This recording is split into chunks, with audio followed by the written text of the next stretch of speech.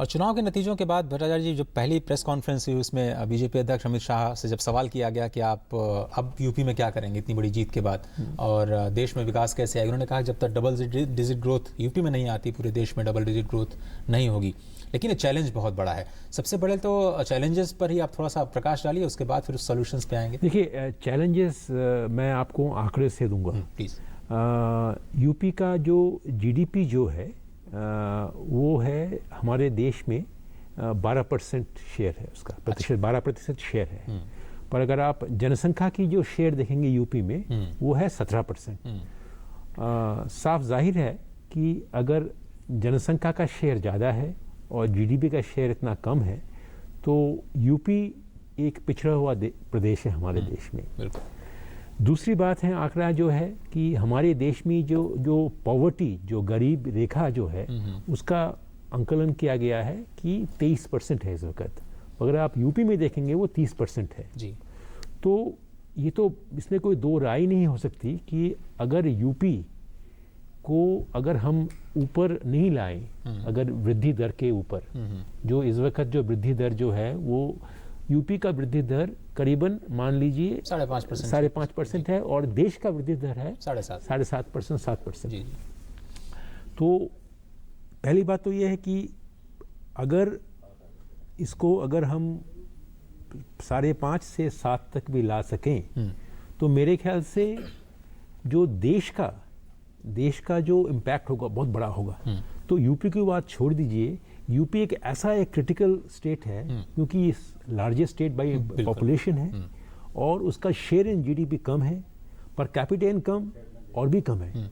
Per capita income उसका है 31,000, average है 65,000, तो आधे से भी कम है। तो मुझे लगता है कि स्टैटिस्टिकली अगर देखें जो ये चैलेंज जो है ये चैलेंज लेने लायक है। ये नहीं है कि अगर कोई कहे कि ये डबल डिजिट करना है तो ये एकदम असंभव नहीं है क्योंकि बेस बहुत लो है। जी।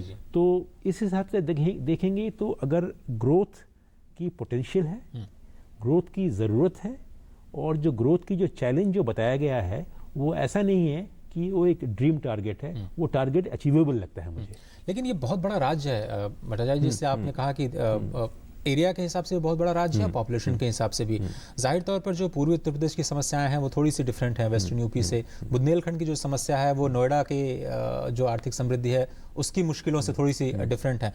अब जो लखनऊ में बैठ करके जब अर्थनीति पर आप जो फैसले लिए जाएंगे या कदम उठाए जाएंगे वो फिर एक इंक्लूसिव ग्रोथ हो यूपी का, वो एक बड़ी चुनौती शायद होगी। एकदम आपने एकदम सही बात कही कि एक इंक्लूसिव ग्रोथ लाने के लिए बहुत बड़ी चुनौती होगी क्योंकि उत्तर प्रदेश जो है वो अभी भी एक कृषि प्रधान देश है प्रदेश है ना। कृषि प्रधान प्रदेश होने से क्या है कि आपकी जो जनसंख्या जो है वो कृषि में बहुत ज़्यादा निर्भरशील है और अगर कृषि का जो वृद्धि दर है वो कम है, बिल्कुल, और इंडस्ट्री और सर्विसेज का जो वृद्धि दर वो ज़्यादा है और क्योंकि ज़्यादातर लोग कृषि के ऊपर निर्भरशील हैं, कृषि की जो इनकम जो डिस्ट्रीब्यूशन है वो कम है, बिल्कुल, तो जो लोग गरीबी की शिकार होते हैं। तो पहला जो चैलेंज ये होगा मेरे ख्याल से कि किस तरह से यूपी में इंडस्ट्री और सर्विसेज सेक्टर का ग्रोथ ज़्यादा हो जिससे कि जो जनसंख्या कृषि के ऊपर निर्भरशील है उसको हम किस तरह से कृषि से बाहर ले आकर अलाइड सेक्टर्स, हॉर्टिकल्चर या मान लीजिए सर्विसेज सेक्टर और या इंडस्ट्री ला सकें। आपको मैं एक और एक आंकड़ा देता हूँ कि अगर हम जो भारत के जो टॉप 100 जो संस्थाएं जो इंडिया इंक जिसे कहते हैं हम, उसमें सिर्फ एक ऐसा संस्था है जिसकी हेडक्वार्टर्स यूपी में डाबर की, और कोई कोई कंपनी नहीं है जो यूपी में उस हेडक्वार्टर्स की है। टाटा का एक बड़ी एक संस्था है पर उनका हेडक्वार्टर वहाँ पे नहीं है। तो उससे क्या है कि यूपी का जो ओन टैक्स रेवेन्यू है वो भी कम है। अगर आप देखेंगे जो वित्तीय घाटा जो है उसका 2.9% हो गया है, ये उदय के पहले, उदय के बाद और जो सेंट्रल पे कमीशन की जो लागू होगी, अब इलेक्शन आया है, लोगों की आकांक्षाएं बढ़ गई हैं, तो मेरे ख्याल से उसको भी देना पड़ेगा, उससे 3 से बढ़ जाएगा ना, 3 से ज्यादा बढ़ जाना। तो 4% कहीं वो आ रहा है सर, 2.9% 15 में था, 2014-15 में वो लोग कह रहे हैं कि 3 से बढ़ गया है, और उदय आने के बाद और पे कमीशन के बाद ये 3 साढ़े 3 तक जा सकता है। अगर आप डेट की देखें, जो ऋण का जो है वो 30 से 31% GSDP के करीबन है ना, वो भी ज़्यादा है। तो मुझे लगता है कि एक आमूल परिवर्तन लाना है यूपी में, जिससे कि इंडस्ट्री, और सबसे बड़ा जो एक बुनियादी समस्या है वो है रीस्किलिंग। क्योंकि ह्यूमन कैपिटल को किस तरह से स्किलिंग किया जाए जिससे कि वो एग्रीकल्चर के ऊपर न निर्भरशील होकर वो सर्विसेज और मैन्युफैक्चरिंग में जा सके। So, Mr. Bhattacharya, when we talk about you've telling many challenges. Now, one thing is pretty much clear: the failed system of governance there is one of the major reasons for so many problems now. And if we talk about the economic growth, now then we have to talk about employment generation as well. One prime factor, if we compare it with the Indian employment growth, and then the state has a pretty much like extreme difference in between them. How do you think the challenges with respect to employment growth have to be addressed? When you have so many challenges with respect to education sector, with respect to agriculture as well, how do you think this main issue will be solved? Well, let me say, as a very important question, let me say expectations have already risen very high after this massive mandate. True. Now, therefore, the challenges which would have otherwise looked okay to take on now look even more formidable. Creating jobs in a situation, in an economic environment where growth is not going to be very robust, where every unit of investment no longer creates the same number of jobs that it is to do thanks to technology. So therefore, that's why I'm saying that creating jobs for the large numbers of people in Uttar Pradesh, and as I said, that 17% of the country's population reside in Uttar Pradesh, although they account for only 12% of GDP. So therefore, it will be very important to how to create more.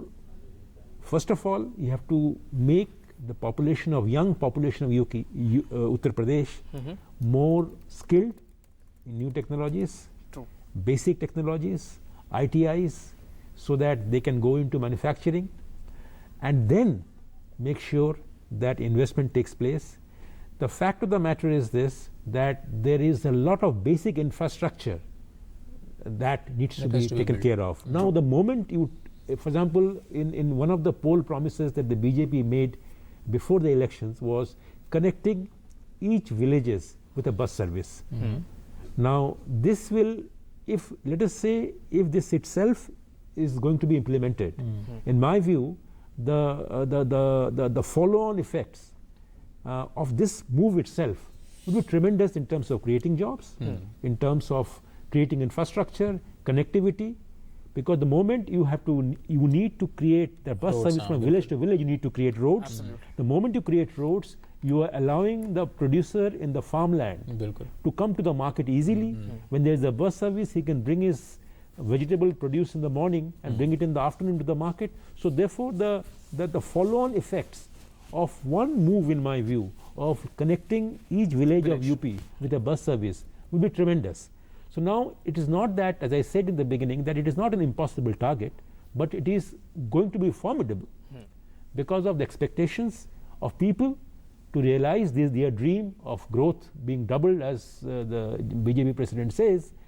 And these expectations, in my view, is a corporate philosophy that probably it will be good for the part of the government, the new government, to manage this expectation in a manner that because the growth cannot come so easily. Absolutely. You need hard steps. Sir, अगर hard steps की बात करें तो आप जो suggest कर रहे हैं कि एक नया मॉडल होना चाहिए, और अगर आपको जो चीफ मिनिस्टर होने जा रहे हैं यूपी, हमें चेहरा नहीं पता है, लेकिन अगर उनको आपको एडवाइस करना हो तो यूपी का विकास का मॉडल क्या होना चाहिए? क्योंकि शायद गुजरात में जो इन फैक्टर्स हैं वो यहाँ पर नहीं है, महाराष्ट्र में जो एक तरह से ट्रेडिंग फैसिलिटी, एक्सपोर्ट फैसिलिटी है वो यहाँ पे नहीं है, यहाँ पे लेबर मार्केट बहुत बड़ा है, यहाँ पे एमएसएमई बहुत वाइब्रेंट है जिसको आप हार्नेस कर सकते हैं, फूड आपने कहा एग्रीकल्चर बेस्ड इकोनॉमी ज़्यादा है। ये जो मॉडल है विकास का जॉब क्रिएशन के लिए और इंफ्रास्ट्रक्चर क्रिएशन के लिए क्या होगा? क्या आप सबसे पहले मैसिव इंफ्रास्ट्रक्चर इंस्टॉलेशन पे जाएंगे या फिर स्किल पे? मैं इसको दो तरफ से बांटूंगा, इस सवाल को मैं देखूंगा कि दो तरफ के चैलेंजेस हैं। एक तो है आपका लॉन्ग टर्म चैलेंज और एक है शॉर्ट टर्म चैलेंज। क्योंकि अगर आप एक राजनीति में या गवर्नेंस में जो सुशासन जिसे हम कहते हैं, उसको आपको चैलेंज अगर मानना चाहेंगे तो आप लॉन्ग टर्म भी देखना है, आपको शॉर्ट टर्म भी देखना है। लॉन्ग टर्म के लिए मेरे ख्याल से सोशल इंफ्रास्ट्रक्चर, जिसके अंदर मैं 3 चीज़ें गिनूंगा, वो है हेल्थ, एजुकेशन जिसके अंदर स्किलिंग एंड रीस्किलिंग आएगा, और थर्ड है जो बहुत ही इग्नोर करते हैं हम, वो वाटर एंड सैनिटेशन, जिसमें टॉयलेट्स में काफ़ी वो दे रहे हैं। तो ये 3 जो सोशल इंफ्रास्ट्रक्चर हैं, ये लॉन्ग टर्म चैलेंजेस हैं। उसमें ऑलरेडी टॉयलेट्स का scheme, one of the poll promises is that every house must have a toilet, every house must have an LPG connection. Now to my mind, if this promise is fulfilled, और बहुत difficult नहीं है ये promise fulfil करना, social infrastructure को आप handle करेंगे, ये है लॉन्ग टर्म चैलेंज। क्योंकि अगर अब एजुकेशन अच्छा होगा, अगर हेल्थ अच्छा होगा, और अगर सैनिटेशन और हाइजीन, वाटर अवेलेबिलिटी क्लीन होगा, तो मेरे ख्याल से जो प्रोडक्टिविटी लेवल्स होगी यूपी की, वो बढ़ जाएगी। तो बिजली, पानी और गैस और साथ साथ सोशल इंफ्रास्ट्रक्चर, एंड जो शॉर्ट टर्म जो है, you go in for hard infrastructure, जैसे connecting village with a road and a bus service, creating a network of the 24/7 power supply, which has been promised in the poll manifesto. So there is a hard infrastructure which can be tackled in a short-term basis, or there's a long-term, with a long to medium-term this thing, which should be in the social infrastructure, which is water, healthy health, education, skill. These 3 things. Absolutely. Yeah. चलिए एक छोटा सा break लेते हैं। Break के बाद वापस आएंगे तो आपके सवाल जो कि ट्विटर और जीमेल के जरिए हम तक लगातार पहुंच रहे हैं, सवाल भी लेंगे। कहीं मत जाइए, देखते रहिए economy today.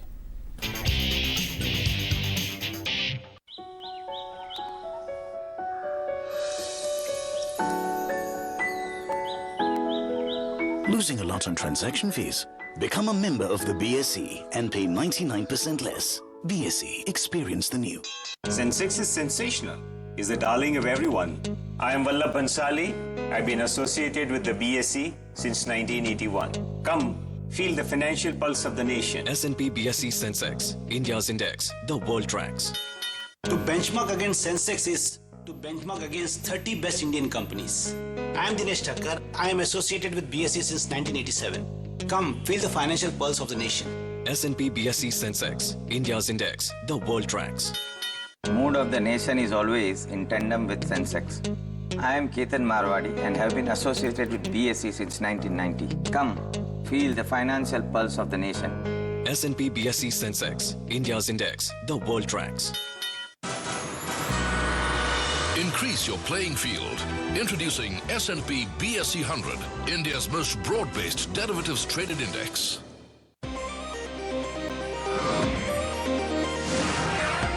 India's fastest currency derivatives exchange is here. BSE CDX, powered by Bolt Plus.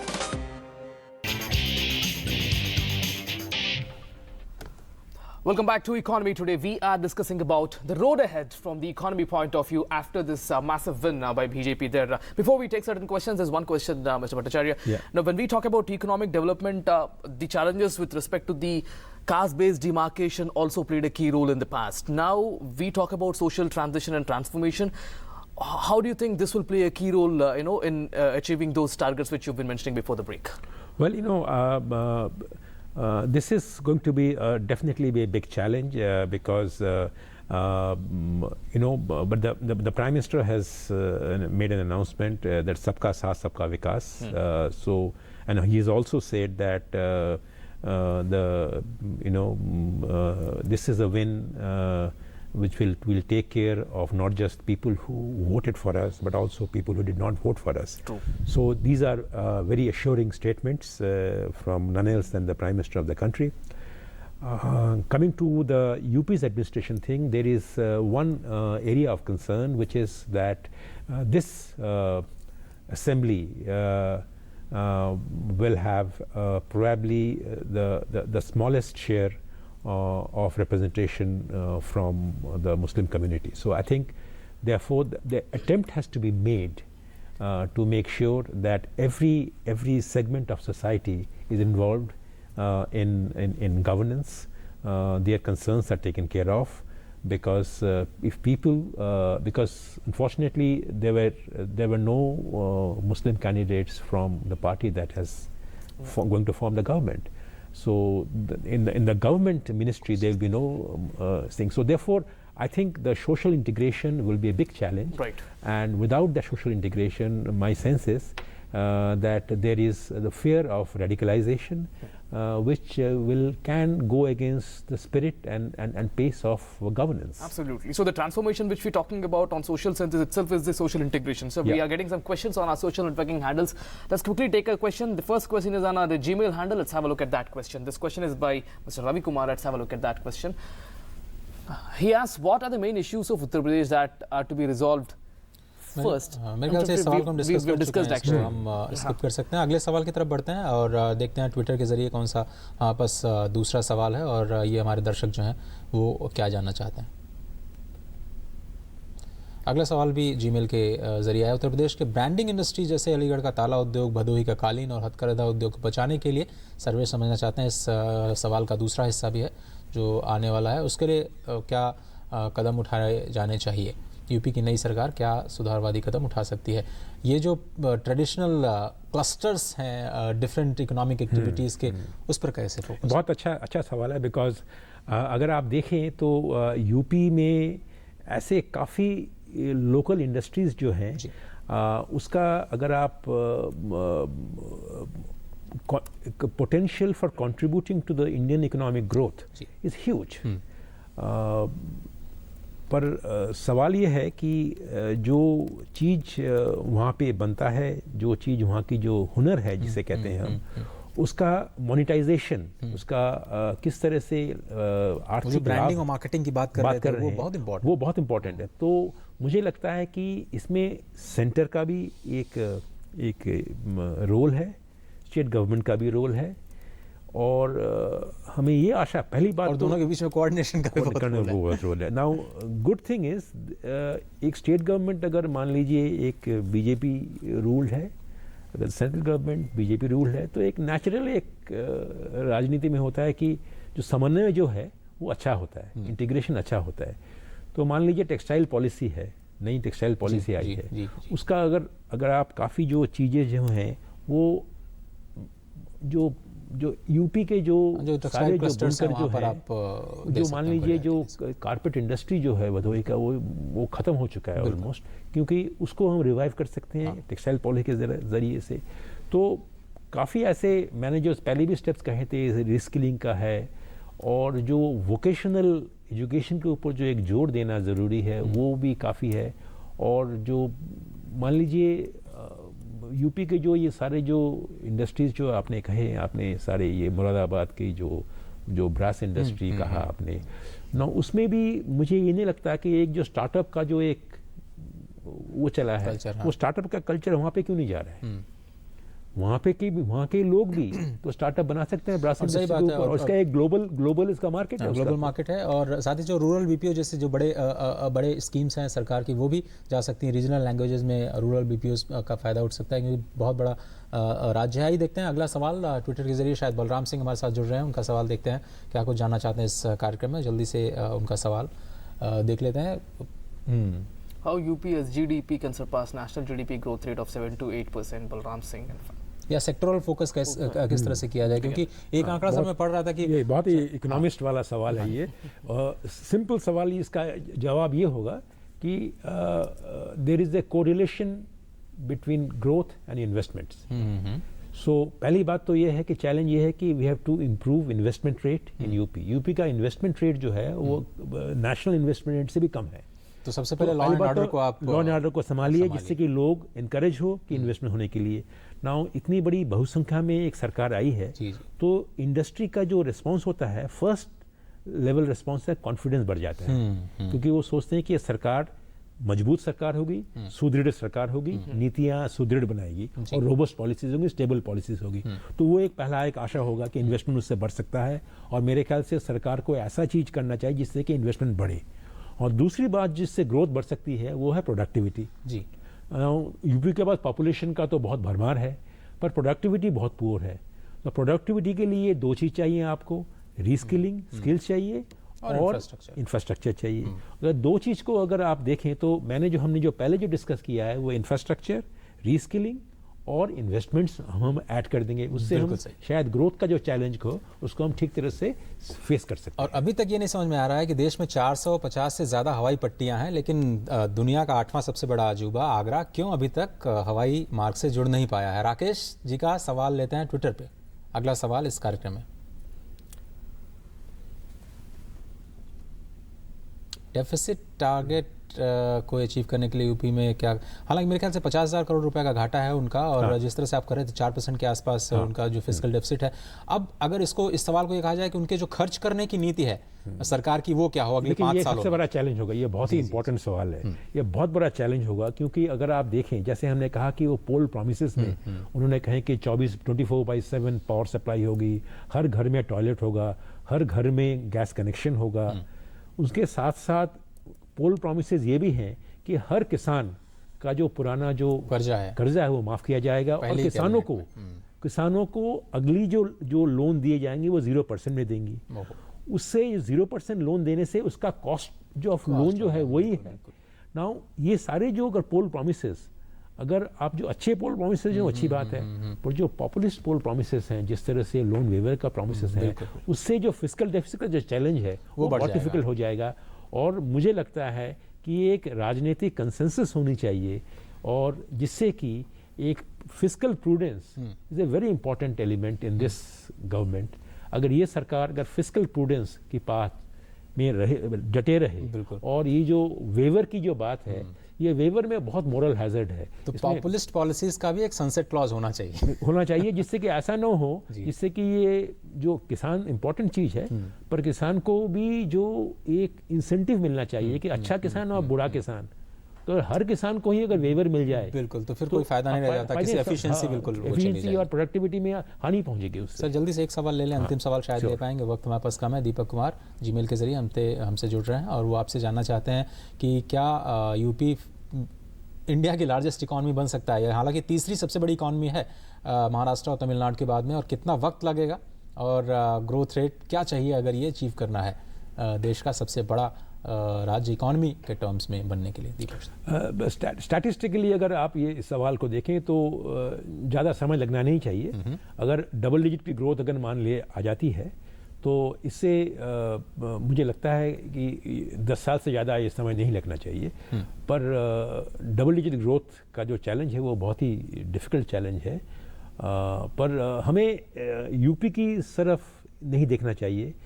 UP का डबल डिजिट या 8-9% ग्रोथ, अगर देश का जो ग्रोथ जो है 7%, उससे बढ़कर 8-9% हो सके यूपी का, जो होना चाहिए क्योंकि जनसंख्या के तहत, मुझे लगता है कि जो देश की जो बेनिफिट्स होंगी वो सबसे और भी ज़्यादा होंगी, क्योंकि यूपी सबसे बड़ा प्रदेश है। और इसीलिए जो लीडर होने जा रहे हैं यूपी के, वो बहुत बड़ा एक उत्तरदायित्व है, बहुत बड़ा उत्तरदायित्व है उनके सामने। और शायद हर जिले के स्तर पर जाकर के सोचना होगा कि एक किसी खास जिले में वो कौन सी खास चीज़ की जाए जिससे वहाँ की प्रोडक्टिविटी और एफिशिएंसी दोनों ही बढ़े। Well, in fact, you're right. In fact, thank you very much, sir, for coming to our studio and giving your analysis. So there are hopes among the people, and we can see that excitement filled with hopes in Ajay Mishra as well during the whole show, because he himself belongs to Uttar Pradesh indeed. Well, before we wind up, let's quickly have a look at the market situation. Markets are continuing that positivity. BSE Sensex up by almost 447 points, around 29,393. Well, that is the situation. NSE is also on similar trends, up by almost 140 points, around 9,074. Well, that's all in this show. Stay tuned to DD News for other updates. Thanks for watching. Namaskar.